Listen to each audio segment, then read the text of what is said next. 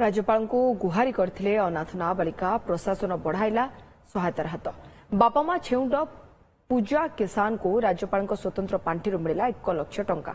देवगढ़ जिला बाराकट ब्लॉक बलम ग्राम पंचायत नुआ गांव पूजा किसान को सहायता राशि प्रदान करा सहित मिशन बात्सल्य योजन सामिल कर योजन पूजा को 18 वर्ष होगा जाए प्रति मास 4,000 टंका लेखाएं सहायता राशि प्रदान गत मार्च 4 तारिख में राज्यपाल रघुवर दास देवगढ़ गस्तर जाइथिबा बेले बलम पंचायत परिदर्शन करथिले।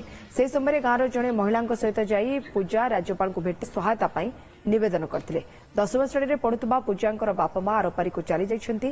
बड़ भौणीर विवाह पर से एकुटिया हो जाइछन्ती। निजे निजर गुजराण मेंटाइबा सहित बहु कष्ट पाठ पढ़ुवा राज्यपाल को जणाइथिले पूजा। तांको सहायता करने को राज्यपाल देवगढ़ जिलापाल को निर्देश देथिले। सरकारी सहायता मिलवा पर पूजांक मुहरे हस फुटिछि। गवर्नर को देखा कर जाइथिलु।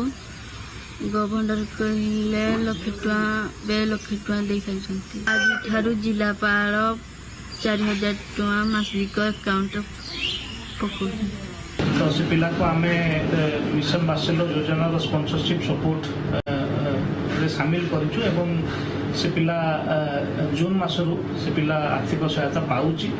प्रत्येक मासरे से एणिकी 4,000 टंका लेखा पाइब। जून मासर पैसा एवं नेक्स्ट सेटा कंटिन्यू करिवो एवं वर्ष को 48,000 टंका बात्सल्य योजना अंतर्गत ताकू सहायता प्रदान करिवो।